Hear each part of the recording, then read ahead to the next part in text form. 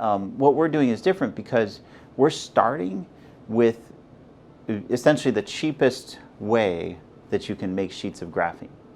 And those are called graphene oxide because you're using chemistry to break apart graphite into these single sheets.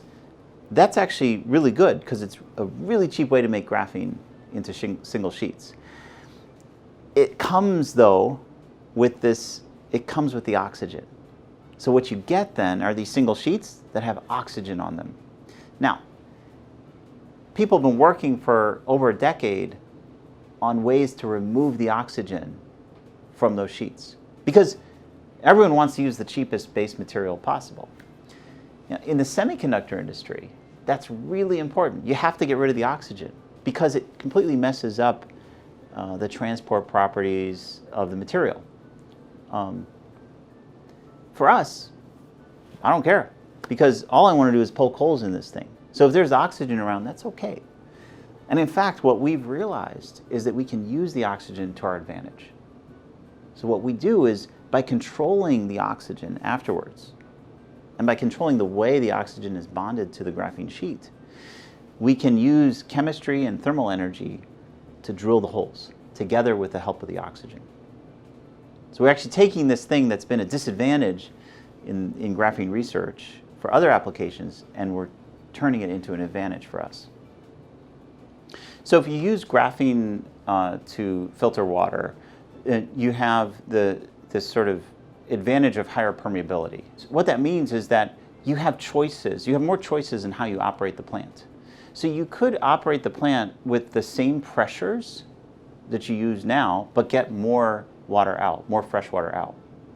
You could also operate the plant at lower pressures, get the same amount of water out, but save energy. With water, I think there's a real need for more research and more learning curves. This is a problem that the world is facing that is going to get much worse, not better. Right? I think in this country, we're kind of used to being able to turn on the tap anytime we want, get water.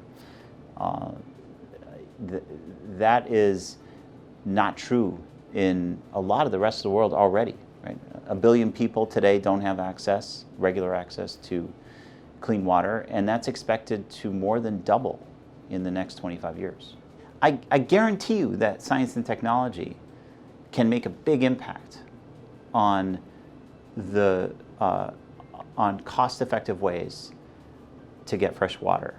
But I also guarantee you that if we don't work on the problem now, on the fundamental science and on the engineering side of new ideas in water, that it's going to be too late, right? So if we don't, one thing we know for sure is if we don't do work on it now, there won't be any good ideas, and it will be too expensive, right? Because right now, desalinated water is 5 to 10 times more than tap water. Right? It costs 5 to 10 times more. I think there are tremendous opportunities in water, and I think that I'm seeing actually more and more on the industry side excitement in the development of new ideas for water